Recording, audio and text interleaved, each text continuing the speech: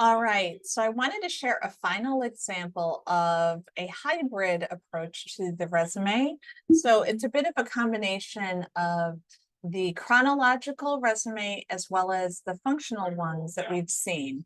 So this is just, again, another example that we're sharing.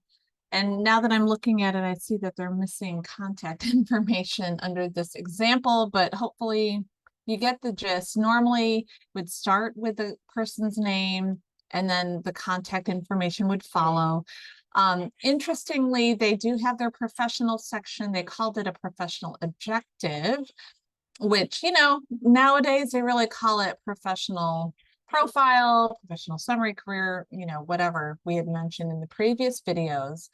And then you see here, another thing is this person had written in first person a bit for her, her career summary, which is fine. It's really up to your style.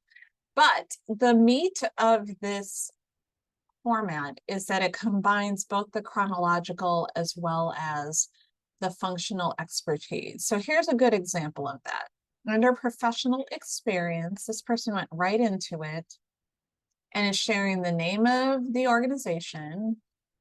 For this example, it's the name of XYZ government agency, and her title, policy and legislative aid. The difference is that she is highlighting dates of employment, and then underneath that, she's kind of combining what we've seen in the previous two versions. So we see some of the functional expertise that she brings to the table, but then also more detail as to her accomplishments. So you see some of these things.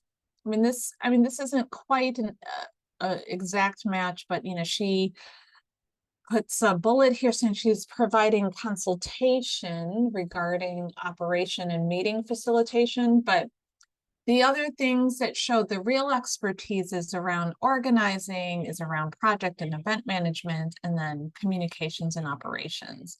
So she gives quite a bit of detail, really outlining the responsibilities and duties, which I think is very good. What I would probably say is, you don't want to forget, you want to really include things that help you stand out and not just running down a list of things that you did, like checking off like a to-do list. You want to share, examples that really put your experience on display and showing that you're highly competent or that something might not have gotten done without you. So she does similar things down here, with her other employment. So we're going to go down a little bit. Technology startup company, executive assistant. So yeah, you see it a bit more. So here she worked maybe half a year, a little bit less than that. She focused on HR and hiring, executive support, writing with on behalf of the CEO and CFO. That's a big deal. Operations, etc. And then so on down the line. She talked about some of her other experiences, financial services company as an administration manager, nonprofit operations, and all the things she accomplished under that, office management, human resources, board services, finance. So this is a really good example of that.